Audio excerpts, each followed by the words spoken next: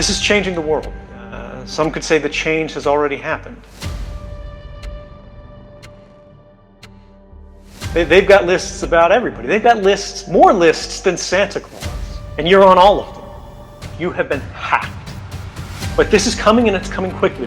These are the things that nobody wants us to know, but everybody needs to know. We wouldn't know about any of this if people weren't willing to take risks to tell us, the public, what is being hidden from us.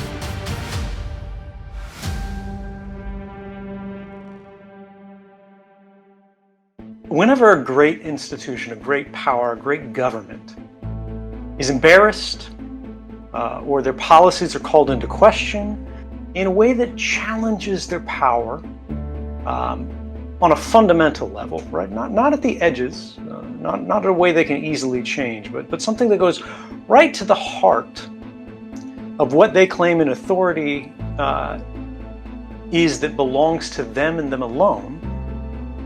They say these people are traitors. Do you think he's a traitor? I know he damaged the country, and the Obama administration will deal with it. I've got to be careful here, Major, because Mr. Snowden is under indictment. He's been charged with crimes, and I can't weigh in specifically on this case at this point. You think Edward Snowden was a traitor in revealing that? I can never condone what he did. You know, he stole millions of documents.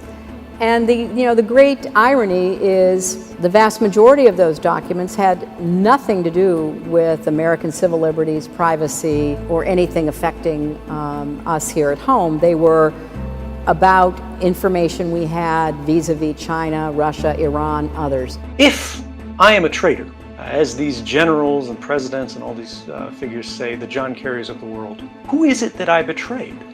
The information that I revealed didn't go to the Chinese, it didn't go to the Russians, it didn't go to the Brazilians, it didn't go to the French. It went to American journalists, right?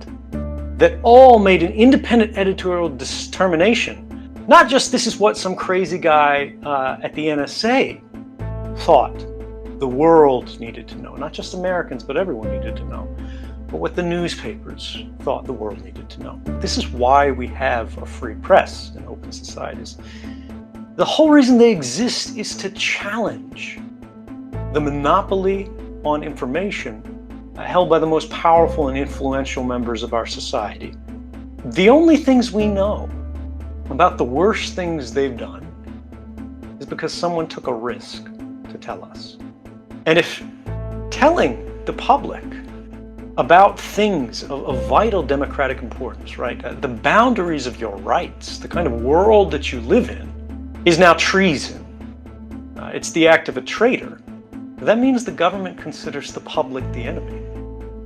And if that's the case, that's the side that I want to be on. This isn't about names. This isn't about programs. This isn't about law. The problem is deeper. It is structural. We, our generation, is witnessing the greatest redistribution of power in civil society since the Industrial Revolution. What does that mean? Exciting words, right? How did it happen? A generation ago, surveillance was extremely expensive. Every government had to spend extraordinary sums, amounts of money, to track individuals. To know somebody's location, just their location required teams of officers, both in buildings and out on the streets, that were working across many different shifts. Today, that dynamic is reversed. One guy sitting in front of a desk, in front of a monitor, in the air conditioning, can now track with precision unimaginably large numbers of people. And this is for the first time in human history that this is really possible, both technically and financially, for both governments and corporations. Start to not just see what an individual is doing, but for the mass of the public.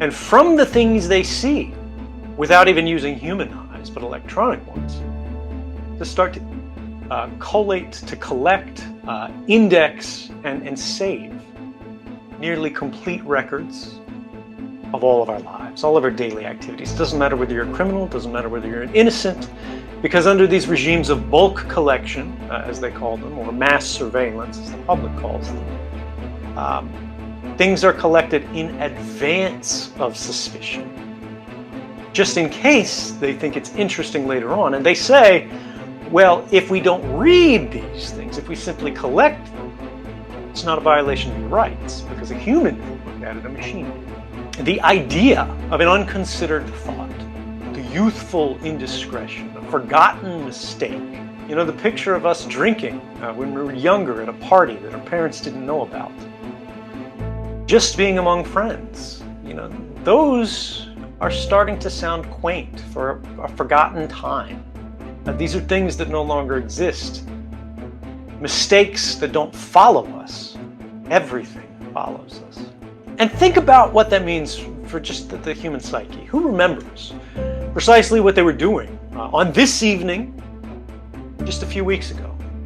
How about a few months ago? How about a few years ago? None of you, probably. I don't. But the spies at your intelligence services, they do. They've got lists about everybody. They've got lists, more lists than Santa Claus. And you're on all of them. Think about Facebook.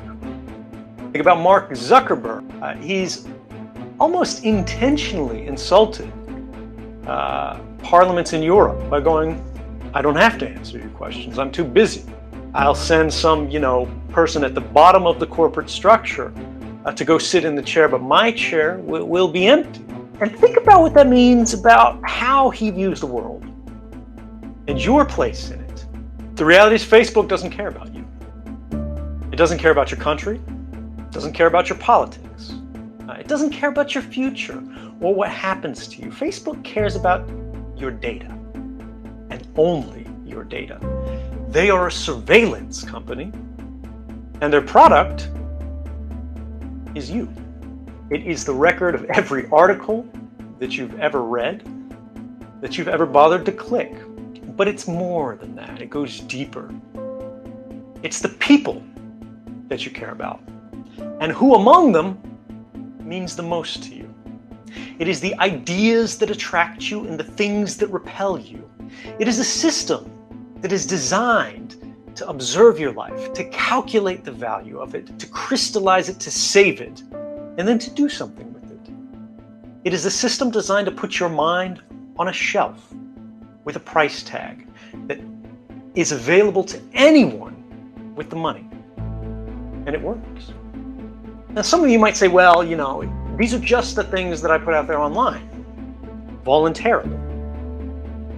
You'd be wrong. But for the sake of argument, let's pretend it's true and move on again, away from government, away from just social media, that kind of corporate surveillance, to something more personal. What about the things that you don't choose to share? How many of you in the audience have a smartphone with you right now? An iPhone or an Android phone. It's everyone, right? I want you to imagine that right now there's a Russian company whose entire business is based around the idea of developing a kind of digital burglary tool. And they go by the name the NSO Group. Their product used to work like this. They'd send you a time-sensitive text message with a link in it, something that they think you're likely to click, like a package delivery notification or an alert that one of your family members has died, and these are the funeral arrangements, and are you going to be there? And if you click this link, and because they can try 100 different times in 100 different ways, eventually everyone does, your phone now belongs to whoever sent you that message. You have been hacked by this product. Now, the scary thing is, because of refinements in this practically criminal product, and it has a real name because this is a real life example, it's called Pegasus. It's now being reported that they no longer need you to click anything. No user interaction is necessary. All they need is your phone number, and they can hack your phone. Now, from that point on, everything in the entire history of that phone, they can instantly and immediately copy. And everything that happens on your phone from that day forward, every place you go, everyone you call, everything you read, every photograph, or because they can turn on your camera and they can turn on your microphone whenever they want, not just when you want it. Everything that simply passes by that device, everything your phone is a part of, they are now a part of.